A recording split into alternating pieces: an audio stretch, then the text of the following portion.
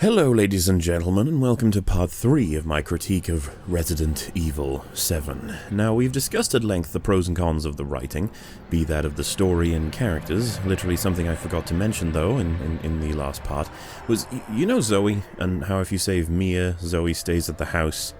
You don't actually hear from her or about her after that at all. It's so fucking bad. Not to mention that she can't actually pick a fucking accent. She's supposed to have a deep Louisiana accent, you know, kinda like this, or at least how Jack speaks. She has this accent sometimes, but listen to the way she says this. Don't lose it. It's important. Fuck her. Shut up and listen if you want to stay alive. I mean, if you just splice it back and forth with another section of that same phone call, she sounds American. And then English, and then American, and then English, and... It's important. Stay alive. It's important. Stay alive. It's important. Stay alive. Believe me, just pay attention to it throughout the whole game. You get that sort of perspective about it. It's really strange. And you know, it's not a criticism, really, because I don't want to pick on someone for voice acting. It's just mean. I'm just saying that it really distracted me when I was playing the game, so I was just like, is she a member of the family or not? Because her accent would be something that would give it away quite hugely, and I could never fucking tell.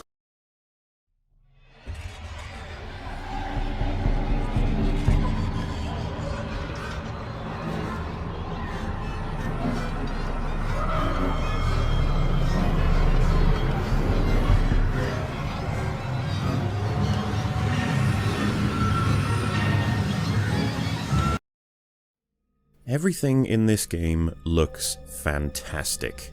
Photorealistic. That's not to say everything looks fantastic, but honestly, most of it does. My footage isn't going to do proper justice, but hey, I'll try and just say it instead.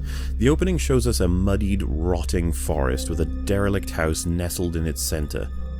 As you move through the damp, brown surroundings, you can see a disturbing life to the surroundings, kind of like how the structures in the center are being swallowed by the rotting swamp. Once you approach the house, you can find everything down to the scuffs on the walls and tables being lovingly crafted to superbly represent a sense of realism that has seldom been available in video games.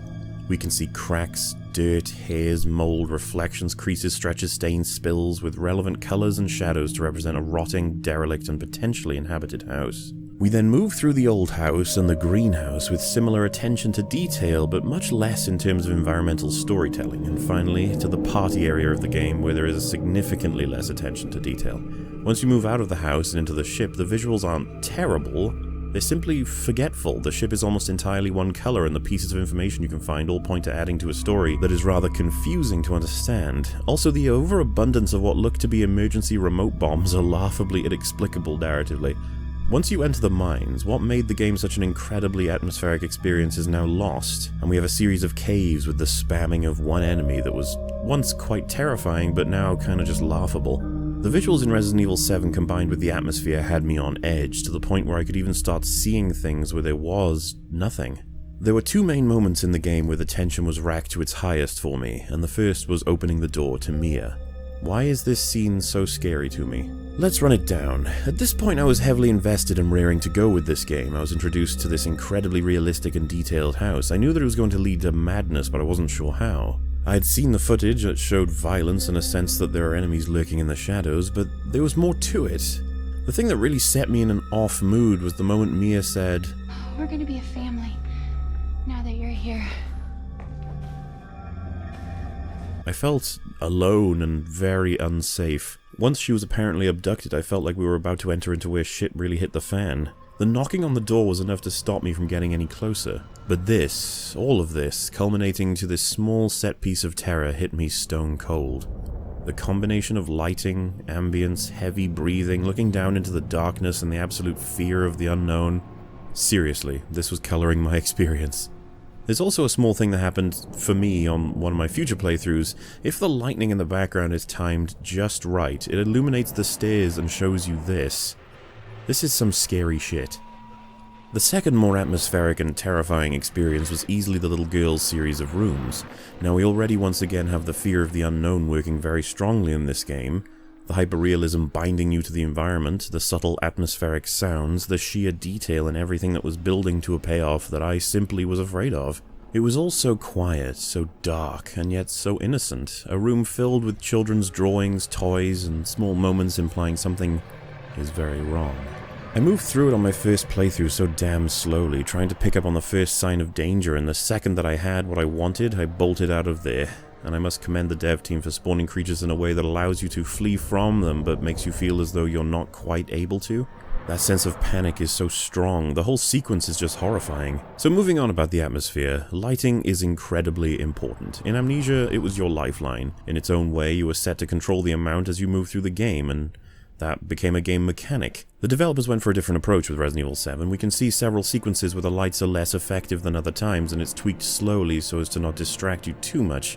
But the little girl's room is the most effective use of this. The closer to her room that you get, the less light that emanates from your torch, making you pay more and more attention to the environment. And the lacking amount of vision you have in this is fantastic in terms of a piece of design that has the player paying massive attention to the smallest of details. This reminded me immensely of the design in PT. This atmosphere is punctuated so perfectly by the ambient and active sounds of the household itself. As you move through, there are creaks, walking, scuttling, crunching, running, breathing, dripping, ticking, breezes, whirring, squelching. It all sounds like it's ripped from real life, and combined with the visuals, it is gloriously immersive, giving the full set of senses a satisfying entry into a world that looks and sounds, and more importantly, feels bloody close to real. Unfortunately, this attention to the lighting, sound design, and subtlety is once again lost as you move further and further through the game, almost as if they started to rush. Another thing that is controlled excellently via the atmosphere is providing the player freedoms and control. While making them feel oppressed, you originally break out into the Baker Mansion with a multitude of directions to try and puzzles to solve. With Jack assumedly dead, you can find weaponry items and healing, save your game. Everything is going so swimmingly, but then Jack comes back and everything is ruined. You feel helpless once again. The providing of control and then swiping it away is what created the highs and lows of the experience. You can defeat Jack and feel a sense of relief, but that's torn away by the experience with the oppressive old house littered with infestations and the unpredictable Marguerite. Once again though, this is mostly lost once you exit the house. Something I'd like to touch on is the dialogue used at certain points that really help to maintain the overall atmosphere. Take what Zoe says here. You're the first I've ever seen make it this far. These lines make the mind wander and imagine things, but as I pointed out earlier, this sense of atmosphere can be severely punctured by Ethan's unfucking comfortably upbeat lines of dialogue, which is an unfortunate oversight when it comes to the atmosphere. Also, a player is naturally susceptible to jump scares as you traverse in a world this enriched with elements that are meant to immerse you, but well, we'll have a section for that later. So something that changed for this game that wasn't covered by the predecessors of the genre was giving you so much firepower. I am of course referring to Amnesia, Outlast, and Alien Isolation, not Resident Evil 1, since as much as... But it's rather a love letter to what the original started all those years ago. People keep saying it. Resident Evil 7's apparent return to its roots. Resident Evil 7... But it's also the closest a numbered sequel has come to Resident Evil's slow but thrilling and atmospheric adventure game roots. ...is not Resident Evil 1. Resident Evil 7 borrows several elements from the first 4 main games in the series. In any way, shape, or fucking form. And it does feel more classic Resi. And the more people who say it... Resident Evil 7, however, Capcom have done a pretty good job at combining everything that made those old games so good. The more I think it's simply an appeal to the audience's ego. It feels like a classic Resident Evil game in every single sense. Yes, you appreciate the classic work, and that makes you... Despite the radical transition to first person, the core DNA of Resident Evil permeates throughout the Baker house. A more experienced and tasteful person. Harkens back to some of the more classic Resident Evil titles. However, this game is taking a hell of a lot more inspiration from modern times than Resident Evil 1. This is shockingly old-school Resident Evil content. And it's time for me to rant a little bit about that. It's all about identifying what made a series so great in the first place, and taking a good, hard look at a franchise to see if it still carries the essential DNA of its earliest games. The video game horror industry as it stands goes through some weird shit in waves. Unlike the other genres, it seems to have some crazy highs and lows all the fucking time. It is undeniable that Amnesia helped to poison the genre just like Gears of War did for third-person shooters. Developers used these games as their basis for making games in that genre. Following a particular set of attributes and going from there, Amnesia spawned Outlast, and that spawned Alien Isolation. Other games surround them all in a different sort of scale and spectrum, but they were all developed from the previous as inspiration. Hell, Frictional explained their inspiration for Penumbra, which moved on to Amnesia. It all comes from somewhere. PT has now set a new trend. There are more examples than just Resident Evil 7 taking the reins on the idea. We have Layers of Fear, taking the supernatural and insanity route a bit more punctually than PT, and a severe lack of gameplay options to opt for a more immersive experience. Then we have Allison Road, clearly taking inspiration, almost running with the idea entirely. A house that gradually gets more and more signs of being haunted as time goes by. Though I believe the developers of Allison Road actually celebrate their product as being a successor to PT, which is something the Resident Evil 7 developers did not do. Capcom denied any kind of influence from PT, which is a real shame because the inspiration is fucking clear as day. It isn't to imply they brought nothing new to the table, but the entire opening hour of the game feels like it's ripped from PT, as well as taking direct inspiration from other media that we'll get to. The point of me saying all this is that people embarrassingly attributed to Resident Evil what belongs to so many other projects that have carried a dying genre from times of the classic horror to our new and modern perspective. Resident Evil 7 is undoubtedly a return to form. Look, don't be a cunt. Resident Evil 1 was awesome, fine. Resident Evil 7 is also awesome, fine. Resi 7 feels like a return to the basic structure of the original PlayStation Resident Evil game. They have bugger all to do with each other in terms of fucking design. People talk about herbs, that's a fucking health item. It's present in every game you can recover health. People talk about inventory management, something that is also in thousands of games and certainly wasn't invented by Resident Evil 1. In fact, it's practically a staple of video games at this point, not survival, not even horror. People talk about the mansion itself. That's simply a location. Amnesia had a castle, Outlast had an asylum, Alien Isolation had a space station. The location does not dictate the fucking genre, but Resident Evil 1 had a mansion. Yeah, did Resident Evil 1 have a downed fucking tanker? Did it have a salt mine? And I guess that fucking means that Layers of Fear is a return to form for Resident Evil 1, right? Anything with a mansion, Left 4 Dead 2 is a fucking return to Resident Evil 1. How the shift to first person was a good decision to bring the claustrophobic feeling of the original games across. People are saying that claustrophobia is a return to form for Resident Evil. I'm fucking done. Put simply, Resident Evil has gone through so many growing pains as a series, and I have witnessed the majority of it. Despite this being my favorite Resident Evil aside from 4, I don't think of it as, we finally returned to Resident Evil's roots. I can confirm that Resident Evil is now Resident Evil again. It's time to stop! Because this game is nothing like Resident Evil 1. This game is like games it took inspiration from. This game is like PT. This game is like Outlast. This game is like Amnesia. This game is like Alien Isolation. This game is like so many other fucking pieces of media because it is a mad dash to the finish line to bank on the new PT style as a fully completed AAA title while trying to maintain as many tropes in horror as possible to maximize its effect on the industry. That's not to say there's nothing new in this game. In fact, the culmination of all these different elements is naturally going to create something new. The thing is, most people see what I'm saying as a criticism, but it isn't. We'll delve further into this as we go. In closing about the atmosphere, they were only able to maintain it within the opening half of the game. It was massively squashed as time went on, and as much as I know it's hard to maintain it, Frictional not only found the way to do it, but described it in depth in their commentary and blog. They knew the painstakingly long and tiring methods it takes to evolve your game over the hours players spent in it to maintain that atmosphere. And I'm sad to say that Capcom decided to be safe and run with the over-the-top gunning and ridiculous enemy bullshit that made the series so difficult to take seriously as meaningful content in the first place. They came so fucking close, make no mistake, the atmosphere for many hours in this game is absolutely fantastic. It's some of the best I've experienced in a video game. It's just a pity they couldn't maintain it.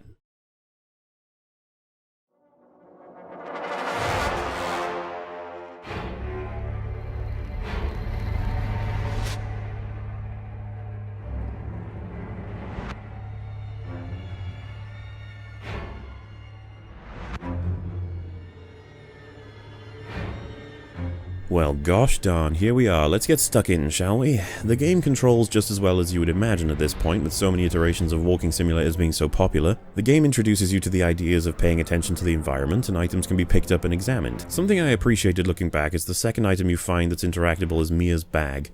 It can be picked up and then manipulated until her driver's license can be found. This lets the player know that we can expect this from the game in future, and there will be items that we can find within items. Speaking of which, why the fuck is her bag out here now, of all times? Has it been here for 3 years? It's in fantastic condition. Maybe they threw it out here to tempt Ethan in? That makes sense to me.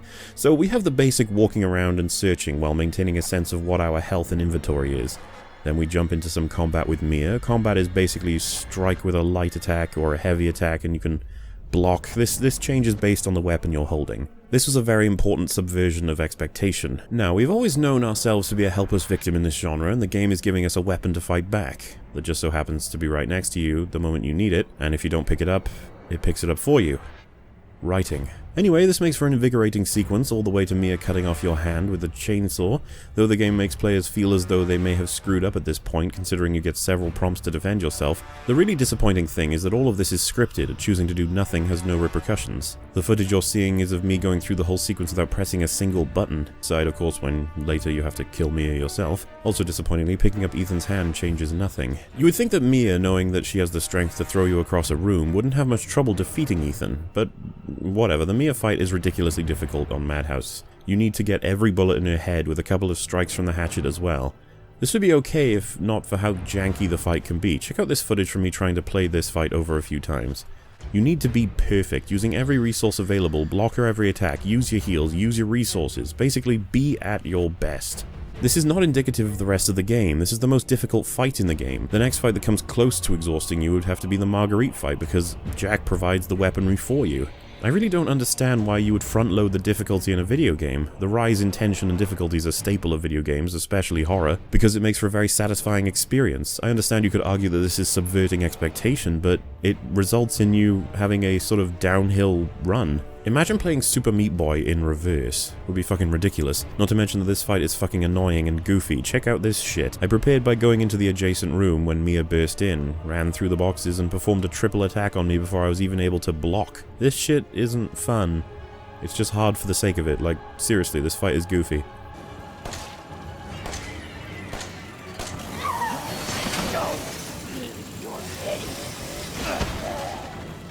Gotta love how the game drags you to Mia when you get knocked out regardless. Also, what's with the saving location for the fight on Madhouse? They put the autosave just before you get the fuse, to open the stairs, to be attacked by Mia, to lose your hand in the extensive cutscene, then you move through to get the guns and the ammo and finally begin the boss fight. But fuck me, man, that takes so goddamn long. Why do I gotta wait through all of that? Oh, right. Punishment in horror games has to be that you waste huge chunks of my time in order to make me fear for my life. Hey Joseph, that's true, right? That's what makes horror games good, right? Too bad he hasn't made that video yet. Anyway, the combat is essentially a tutorial. If you paid attention, you will likely not have trouble going through the rest of the game's encounters. The game has your expected inventory management. There are weapons, ammo, healing, crafting, and some miscellaneous items to collect and manage. On the normal difficulty, you end up getting a lot more than you really need in terms of resources, and on Madhouse it's essentially the same story, though I am a player who looks in every nook and cranny while trying to avoid or subdue enemies in an ammunition-efficient variety, so maybe I am being biased here. This is something I would know more about if I was able to watch more people play the game, but honestly, they give you a lot of stuff to use. Like, if you were rather liberal with your ammunition, of course you will run out, but many games of this genre will provide you ammo that won't allow you to kill each and every enemy in the game twice over. You know, Resident Evil 1 did that. Resident Evil 1 had a couple of systems in place that even punished you for killing enemies without destroying the head or burning the body. Not here though, you just kill them all, just like the original Return to Roots DNA, right guys? Feels like a classic Resident Evil. It has all the mechanics in puzzles, levels, items, etc., and nostalgic moments you'd expect from a Resident Evil game. Much like what Doom did for Doom, Okay, so there's a lot of survival gameplay that involves you trying to avoid an enemy by hiding and waiting. You know, the totally not inspired gameplay, the totally Resident Evil 1 gameplay. Okay, I'm being salty as fuck now. It works well for the most part, only the AI is a little bit off. They don't seem to respond to a lot. I think that might just be that it's highly forgiving as a system and allows players to escape a lot. However, consider this. If you die as Mia in the recording on Madhouse, and by die I mean get captured by Marguerite, then you get sent to the last save you had as Ethan. Narratively speaking, Ethan is watching a fucking video, and if you see Mia get captured early, because she gets captured anyway, then you're forced back to the last save you had as Ethan.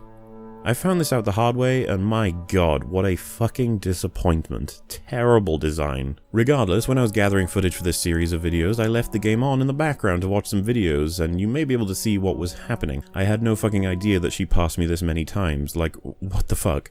How does the system work when this is possible? What kind of constant loop trail is Marguerite on that makes it so that she never sees me? You know what I said back in part 1, the whole seeing the strings thing? The daddy boss fight felt really fucking awkward. A few friends of mine felt similarly to this. There is so much subtlety and carefully planned scares in the game. Then suddenly we were getting this weirdly organized fight where you have to awkwardly kick body bags and swing a chainsaw at somebody over and over and over again until you drive it directly into them. and they explode and comically fall over. It's also fucking weird. The fight itself feels like such a blundering in terms of gameplay by comparison to the past hour. The Marguerite fight works well because she's a bullet sponge that you'll pour collected resources into. That's expected in a game where you can damage enemies in a way that implies they have a health bar, as opposed to shooting certain areas. It's like your difficulty will be dictated by how much effort you ended up putting into resource management. The more you have, the easier it gets. It's a good system, not to mention the fight itself involves trying to keep track of your enemy, and when she approaches, it really has a sense of not knowing exactly where she is. Jack is just in your face, over the top. Moolah, no, it's a reference to how the Texas Chainsaw Massacre is a thing. Uh-huh.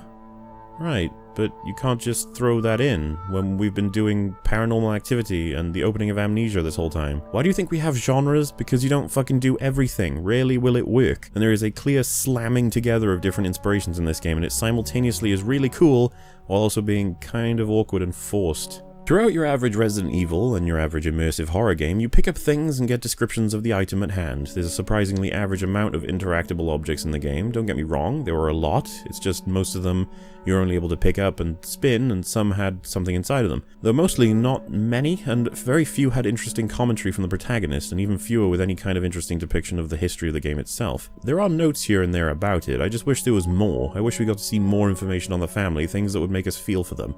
To see them as people, instead of having a reaction like, it really stinks. You know what bothers me about that? The thing is that these sorts of reactions are expected to be littered throughout the game, but this kind of commentary, it really stinks, is like the only one of its kind, the silliest one for the sake of silly, unless it is a reference, which is possible. It feels like they were planning on doing some more goofy commentary things, but then sort of forgot and decided to keep that one in the game still. I don't know. So let's have a little rant about Madhouse. Madhouse difficulty has tricked so many people, it's fucking uncanny. Everyone is taking it for its surface value, and no one talks about it past the house. Madhouse changes a few interactions with the family, it changes the location of many items, it adds 3 cages for you to unlock more stuff, it makes the enemies fight differently and spawn in different areas. This is fantastic and interesting, and disappears once you've defeated Lucas. Not to mention they very interestingly hid the repair kit in the first difficulty, and in Madhouse, it's in a random open space. What an incredible change. The rocket launcher is no longer an unlockable item behind a door, it's in the caravan now. One of the most powerful and useful weapons for defeating bosses and making short work of tougher molded is now on a table, waiting for you. What an incredible change. Remember how I said you can die in Mia's tape and it sends you back to your last save? In Madhouse, this sends you back to your literal last save. Woohoo! Horror difficulty, guys. Make it about time loss because that's how it's done. Woohoo! I was an unfortunate soul who decided, you know what? I've been playing this game for a while and I still don't need to save because of how much I'm breezing through it. I think I had about 2.5 hours of content lost because I didn't quite see that this thing hadn't died as well as it probably should have. The spider bro itself got the jump on me and killed me, and this sent me back quite far.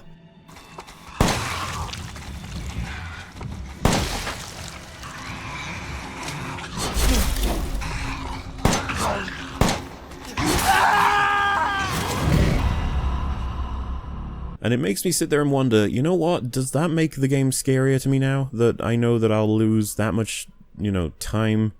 Or am I just pissed off and I'm gonna go play something else? Very complicated as a decision.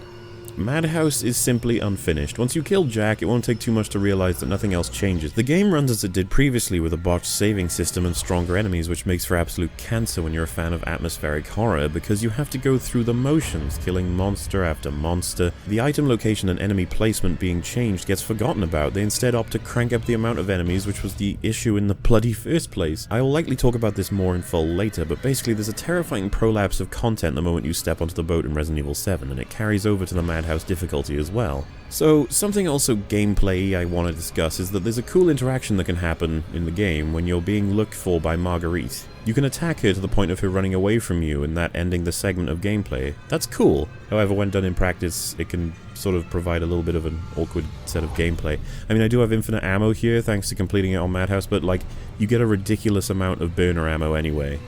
I mean, this is just a little bit awkward, that's all.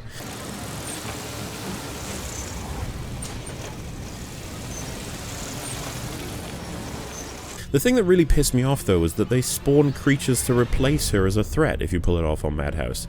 How do we make shit more difficult? We add enemies. Nah, Madhouse is actually cooler than you think, guys. You wouldn't know, you see. You must watch this video in order to know for sure. Yep, Madhouse is so cool that enemies don't die as easily, so you get the jump on you and force you to go back to old saves and then piss on the reviewer by wasting 3 hours of gameplay. It's incredibly cool. Just a side note, in this video of, you know, why Madhouse difficulty is cooler than you think, he stops describing it once he leaves the house, and he says he's doing it to avoid spoilers. No, you're doing it because there's nothing to fucking talk about once you leave the house, and it's just really disingenuous. Seriously though, I really like the Marguerite fight on both difficulties. It generally works well. Not only that, but it had the backtracking thing works, so you can get yourself very prepared for any significant battles. Just go back, look all over the house, and even use the pills to sort of make sure you really didn't miss a thing. And even subsequent visits may yield results. Safe rooms equipped with inventory boxes are rather frequent, so you won't need to worry about dropping off some items. Though I must say, I do hate it in games that don't allow you to drop items to the ground, or to the nearest table or whatever. Drop anything in this game and it makes its way to the ether. Now, I'm pretty much out of time. I think this is probably going to be the longest one out of the set. But quite a significant chunk of this game has now been discussed. We're going to cover some more gameplay next time, and maybe some other subjects. I really do hope that you guys have been enjoying this series of videos. And once we get towards the end of it, I can sort of talk about an update for my channel and what you can expect to see. Regardless, thank you for watching, and I'll see you next time.